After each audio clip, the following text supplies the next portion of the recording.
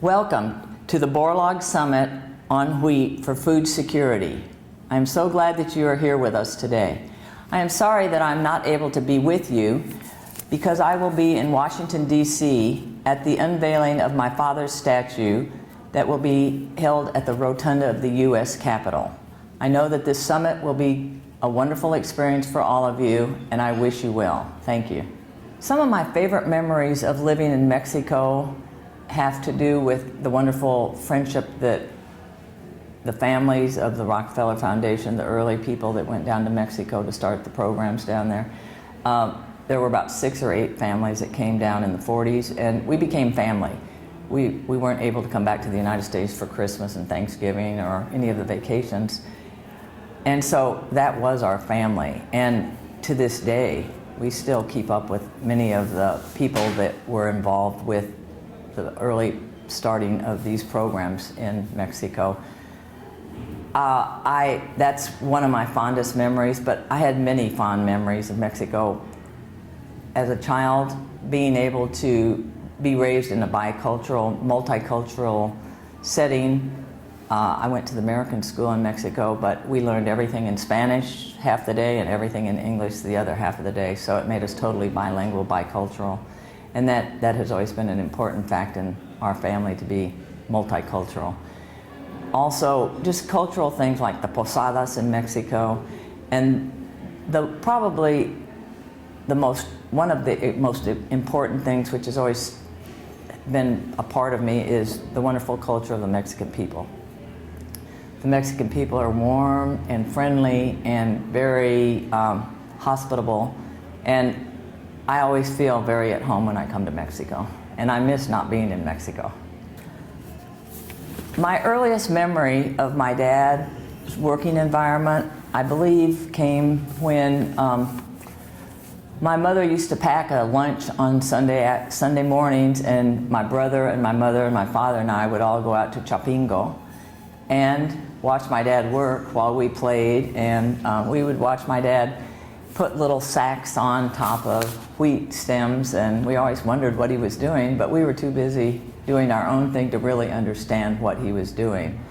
But it was a wonderful opportunity for us to see where he worked, and that part of our life in Mexico was always with us, going out to Chapingo and later on CIMMYT, and enjoying the wonderful campo out there.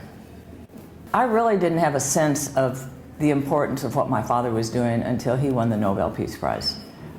You know, he was just my dad, and he would get up in the morning very early, get his little truck, his pickup truck, and go out to the campo. Or he'd go to Toluca, or he'd be in Sonora, or wherever it might, India, Pakistan. But I really never understood the impact of what he was doing until he won the Nobel Peace Prize. And then the reality of the many thousands or billions of people that he had helped became reality to my brother and myself. And I think my mother probably knew more than we did about how important it was, the work that he was doing. And she facilitated his being able to do all this work by taking care of the family totally in Mexico. My father, as an inspiration to my brother and myself, especially, I'm going to speak on my behalf, is I watched his tenacity and his willingness to work hard and be helpful to other people and be a scholar, not a scholar, but be a mentor to other people, be a philanthropist, but also go out there and really work hard for what you believe in. My father was not only a scientist, a humanist, but a humanitarian, but I think one of his greatest features was his teacher. He was a teacher, and he was a teacher and mentor to all, and he always said to us at home, education is the most important thing you will ever have, and it's one thing that nobody can ever take away from you. You can lose all your worldly possessions, but your education is up here. And he was very strong on that. He was very excited about working with his students.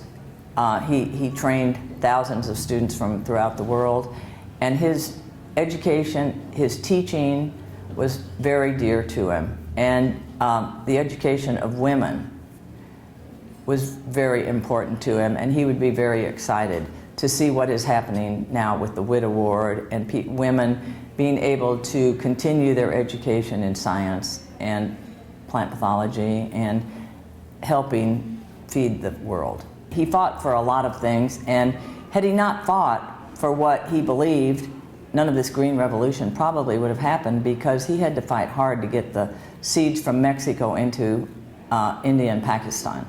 And he worked a variety of ways to do this: determination, strong will, desire to have success for what he believed in, and also being able to collaborate and work with the politicians and the seed companies and the national agricultural groups to make things happen. I would like the young people of this world to know that my dad didn't think that he was a particularly brilliant person, even though I think he was in his own way, but he worked hard for everything he got. He had a lot of stick-to-itness, and he would tell all of you young people not to be mediocre, to reach for the stars, and to go out and fight for what you think that the rest of the world deserves, and that is food for everybody. And it's not an easy road, but we all need to be helping do this, and you young scientists are the future of the food chain. And as my dad said, you are the hunger fighters, and so keep up the good work, stick to it, and work hard. If he were here for this wonderful event celebrating his 100th birthday, which I know he wishes he were here, he is in spirit, but he would tell us to continue his mission of feeding the world, and by 2050 there are going to be 9 billion people, and he wants us to continue working to be able to not have any children go to bed hungry. And he would also want us to continue biotechnology, working together with scientists, governments, industries, farmers, to do for the betterment of humanity. Once again, I would like to thank you for attending this wonderful summit, and now I would like to introduce to you a video about my father made by Biology Fortified. Enjoy.